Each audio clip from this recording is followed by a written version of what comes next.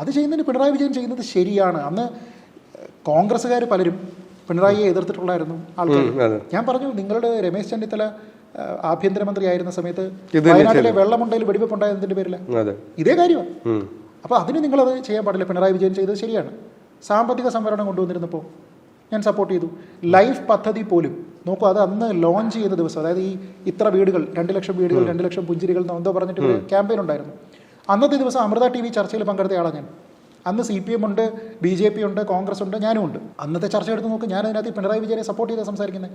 ഓരോരുത്തരും ഇതിൻ്റെ കണക്കുകൾ കേന്ദ്രം ഇത്ര തരുന്നു, മറ്റവർ ഇത്ര തരുന്നു, കോൺഗ്രസ് തുടങ്ങിയത് കംപ്ലീറ്റ് ചെയ്യുകയാണ് ചെയ്തത് എന്നൊക്കെയുള്ള വാദങ്ങൾ അവർക്ക് വേണ്ടി പറഞ്ഞപ്പോൾ ഞാൻ പറഞ്ഞു, നോക്കൂ, നിങ്ങൾ മനസ്സിലാക്കേണ്ടത് ആരുടെ പദ്ധതിയാണെങ്കിലും അത് ഒരാൾ വഴി ആൾക്കാരിലേക്ക് എത്തുകയാണ്. ഇവിടെ 2 ലക്ഷം വീട് വെച്ച് കൊടുക്കുന്നുണ്ട്, അവർക്ക് ഗുണഭോക്താക്കളായിട്ട് ആളുണ്ട് എങ്കിൽ ഗിവ് ദ ക്രെഡിറ്റ്. നിങ്ങളുള്ള കാര്യം നിങ്ങൾ എടുത്തോ, പക്ഷേ ഇത് നടപ്പാക്കിയിരിക്കുന്ന ആളിനോ സർക്കാരിനോ നിങ്ങൾ അഭിനന്ദിക്കണം.